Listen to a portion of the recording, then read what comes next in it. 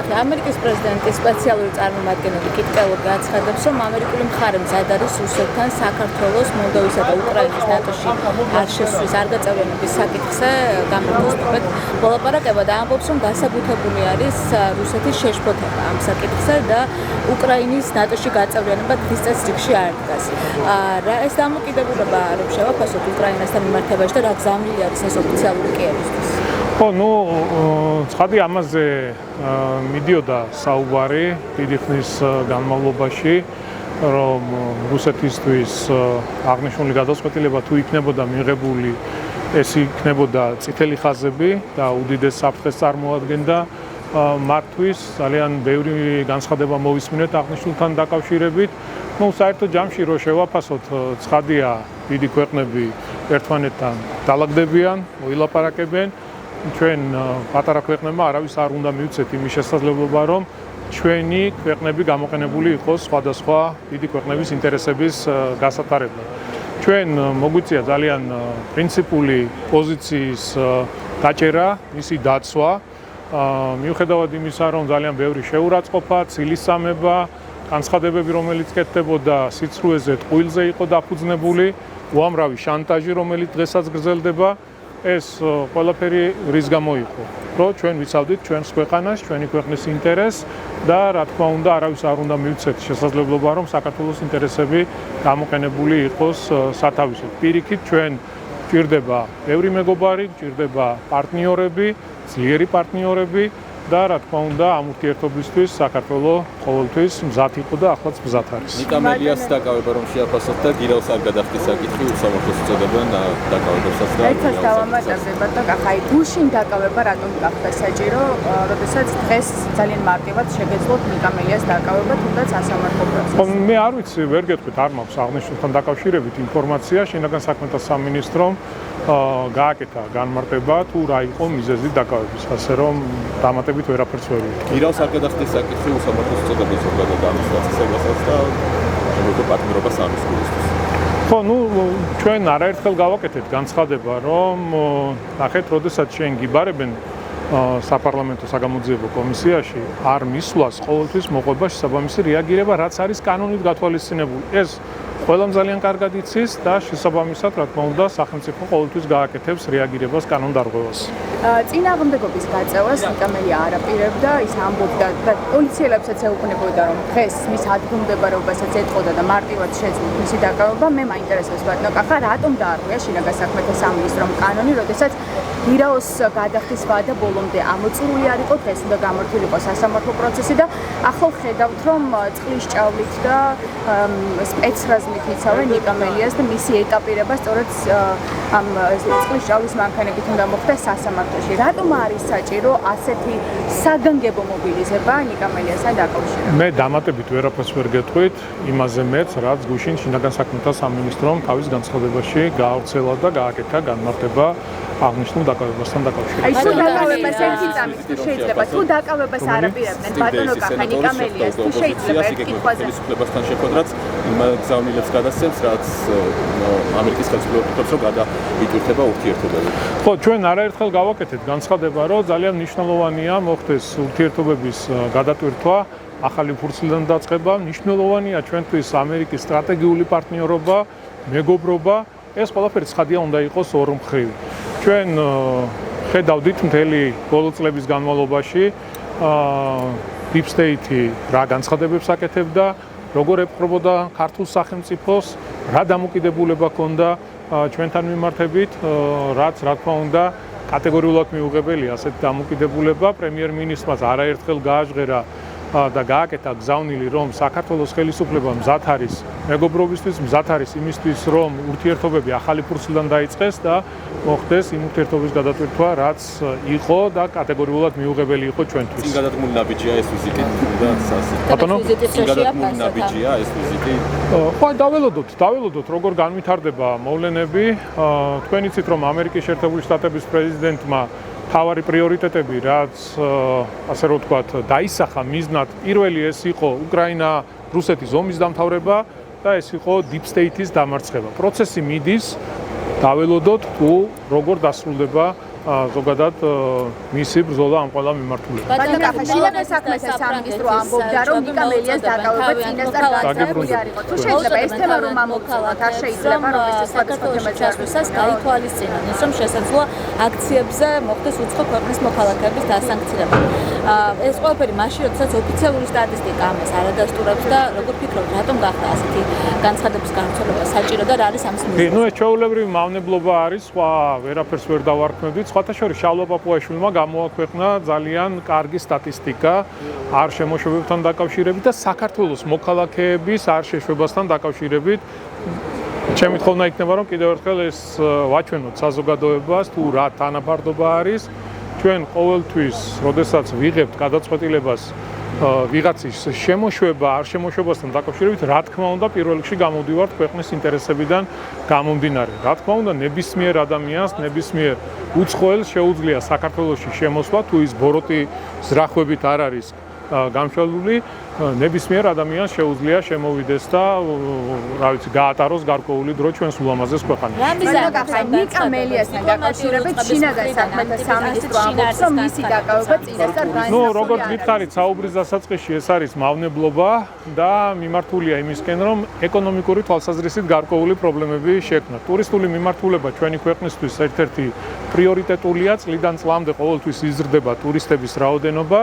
და ამ ტიპის განცხადებები, რომელიც ყველანაირ საფუძველს არის მოკლებული, მხოლოდ და მხოლოდ მიმართულია იმისკენ, რომ ხელი შეეუშალონ ამ მიმართულების გაზრდას და ქვეყნის ეკონომიკურ წინსვლას. ბატონო, შინაგან საქმეთა ერთი წამი თუ შეიძლება, მე შეიძლება დავუსვა შინაგან საქმეთა სამინისტრომ გააგზავნა გუშინ განცხადება, რომ ისინი წინასწარ ნიკა მელიას დაკავებას არ აპირებდნენ. თუ წინასწარ არ იყო განზრახული ოპოზიციონერი ლიდერის დაკავება, მაშინ იმ ტერიტორიაზე, სადაც ნიკა მელია გადაადგილდებოდა, რატომ იყო 100 პოლიციელი და რატომ არ დააკავეთ მაგალითად დღეს? აი ეს იყო შინაგან საქმეთა სამინისტროს განმარტება. შინაგან საქმეთა სამინისტრომ განმარტა, რა იყო დაკავების მიზეზი გუშინ. ეს იყო დაუმორჩილებლობა, შეურაცხყოფა, შესაბამისად შინაგან საქმეთა სამინისტრომ იმოქმედა კანონის ფარგლებში. სხვა დანარჩენზე მე ხა როგორ გითხრათ? დედაქალაქის მერმა როგორ რა უნდა გითხრათ სხვა მოტივებს, ხო? ნიკა მელიას დაკავება ეს ამის ნული წინასწარ. ვერაფერს ვერ გეტყვით დამატებით ახლა. კარგი, მაშინ ერთმა თუ შეიძლება ერთი წამით ეს არ გამოვწევთ მართლა.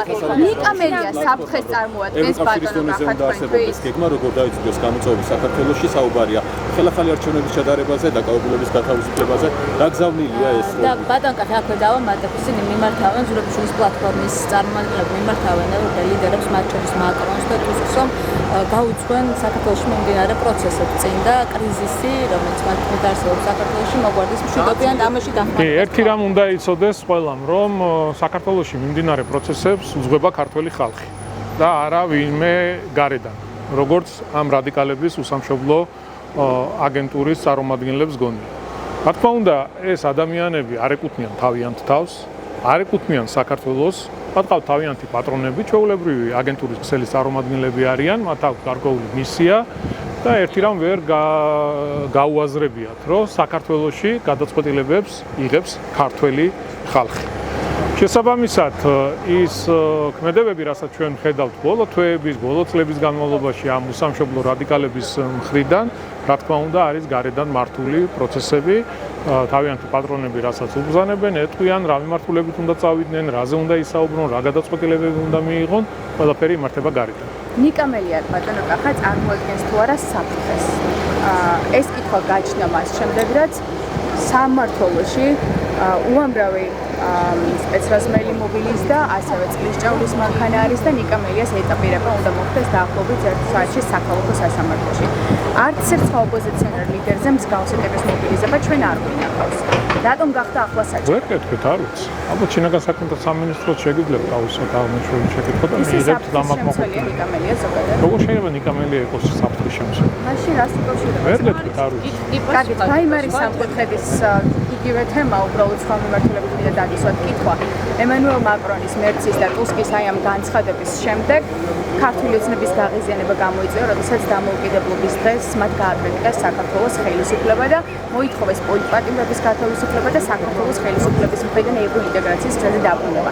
ნებისმიერი ნაბიჯი, რომელსაც დგამს ქართული ოცნება, ეწინააღმდეგება საქართველოს ეროვნულ ინტერესებს. ეს არის ევროკავშირის 3 ლიდერის სახელმწიფოს განცხადება და ამის შემდეგ საულმე ზურაბიშვილმა აი ამ პლატფორმის ფორმატში მიმართეს მაკრონს და ტუსკს, რომ დაგვეხმარეთ საქართველოში მიაღწიონ თავისუფლებას სამართლიან არჩევნებს და ასევე პოლიტიკური პატიმრების განთავისუფლებას. თქვენი აზრით, რა როლი შეიძლება ჰქონდეს ევროკავშირს? მე გეტყვით უფრო კარგ გამოსავალს, რამ შეიძლება რაღაცნაირად დაგეხმაროთ და ხელი საერთოდ მაკრონი ჩამოიყვანეთ და კენჭი აყრევინეთ მაკრონს. მაგალითად თბილისის მერობის არჩევნებზე ჩამოიყვანეთ თვითმმართველობის არჩევნებში, იმასაც გააправებთ არჩევნებში მონაწილეობის მიღებას და მაკრონი დააყენეთ კანდიდატურად, იქნებ რამე გეშველოთ. აი ეგეც არ გიშველით ისეთ მდგომარეობაში ხართ. მე რატომ მესაუბრებით მაკრონს? ერთნი ხართ თქვენ ერთდაჯგუფებასთან. არა, ერთნი. ბატონო, კახეთ, შეიძლება ერთ კითხვას. აი ხალხიც ამბობს კი ერთნი ხართ. არ მაინტერესებს მიდაც ხობის აზრის სიმართლე გითხრათ. ბატონო კახა, აი ევროპელი პარტნიორების მოწოდება. თქვენ ხშირად ამბობთ ხოლმე, რომ გინდათ დალაგება ამერიკასთან, გინდათ დალაგება ევროკავშირთან, თუმცა ამისთვის პრაქტიკულად არაფერს აკეთებთ. აი ევროკავშირის მხრიდან დალაგება არ ნიშნავს ერთი რამ, ინა. უნდა ელოდოთ რომ ერთი რამ უნდა გაიგოთ ძალიან კარგად. დალაგება ურთიერთობებს არ ნიშნავს ვინმეს დაემონო. მე ბევრჯერ მithქვამს და კიდევ ერთხელ გავიმეორებ და კარგი იქნება ამას თუ გაიაზრებთ, რომ საქართველო არ არის ვიღაცის ან რომელიღაცა დიდი ქვეყნის უკანა ეზო. ჩვენ ვართ დამოუკიდებელი ქვეყანა, სუვერენული სახელმწიფო. ამ ყველაფრისთვის ჩემმა, შენმა, ჩვენმა წინაპრებმა იბრძოლეს. სისხლი დაღვარეს იმისთვის, რომ ჩვენ მოგვეპოვებინათ დამოუკიდებლობა, ყოფილიყავით დამოუკიდებლები და არა დამოკიდებული ვიღაცა. თქვა დიდი ქვეყნის წარმომადგენელი გამოვა რაღაცას გვიბრძანებს და ჩვენ ის უნდა გავაკეთოთ თავდახრილი. პირველ რიგში უნდა დავიცვათ ჩვენი ქვეყნის ინტერესები. აქ სადაც დავიბადეთ, გავიზარდეთ, ჩვენი სამშობლოს ინტერესები უნდა დავიცვათ და ნუ გექნებათ ის დამოკიდებულება, რომ აი ვიღაცა თუ ევროპელია და რაღაცას ითქვის, ეს არის 100%-იანი ჭეშმარიტება. არ არის ეს ბოლო კითხვა. ბატონო კადავასოთ ამერიკელი სენატორი ჩამოვიდა საქართველოში და ჰქონდა ირაკლი კობახიძესთან ცოტა ხნის წინ შეხვედრა, მათ თქვა რომ ასე ვთქვათ აინტერესებთ საქართველოს ხელისუფლებისგან კონკრეტული გეგმა, როგორ უნდა დაალაგოს ურთიერთობები ამერიკის შეერთებულ შტატებთან. იმ ფონზე, როდესაც უარს ეუბნება ბიძინა ივანიშვილი ელჩ შეხვედრაზე და ურთიერთობების გადატვირთვაზე, აი როგორ წარმოგიდგენიათ ურთიერთობების დალაგება და მხოლოდ ბიძინა ივანიშვილისთვის სანქციების მოხსნა შეიძლება გახდეს მიზეზი, რომ მაგალითად გადადგათ შემხვედრი ნაბიჯები ურთიერთობების გამოსაცდელად. ნახეთ, ბატონო ბიძინა ივანიშვილმა გააკეთა ძალიან კარგი განმარტება, თუ რა იყო მიზეზი არ შეხვედრის და ყველა ნორმალურად მოაზროვნე ადამიანმა გაიგო ეს ყველაფერი. თუ რა იყო ამის მიზეზი.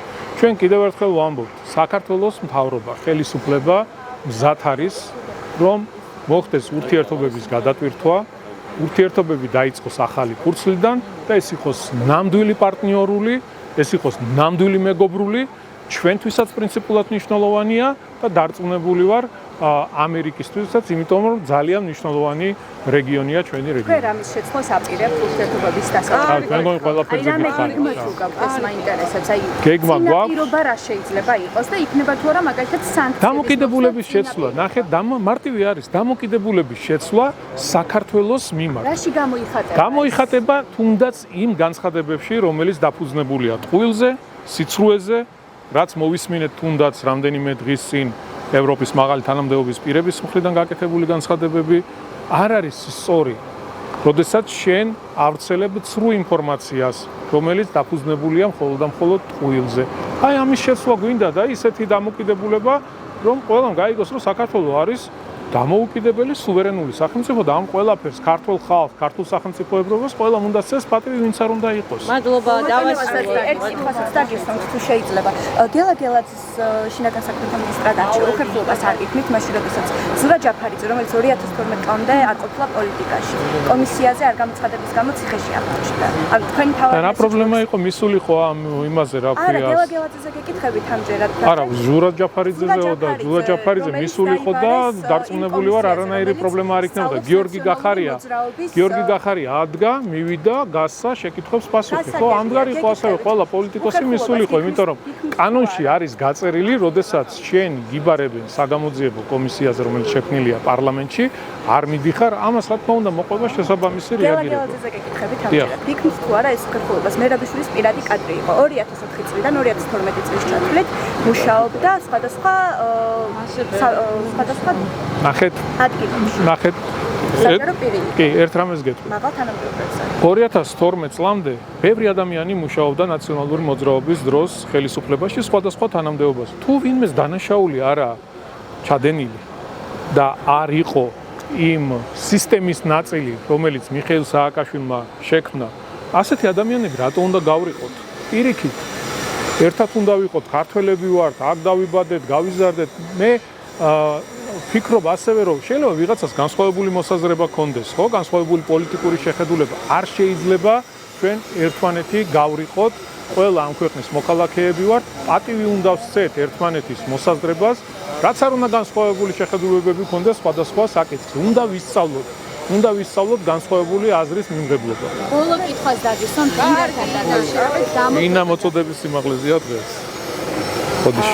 როგორც ყოველთვის ბატონკაფე ოფის ბევრი თხოვობს თქვენთან. ოფიციალური მონაცემები აჩვენებს, რომ ირანთან ეკონომიკური დამოკიდებულება 2024 წელს გაიზარდა რეკორდულად და სავაჭრო ბრუნვამ შეადგინა 322 მილიონს, როდესაც მაგალითად 2012 წელს ეს მაჩვენებელი იყო სამჯერ ნაკლები.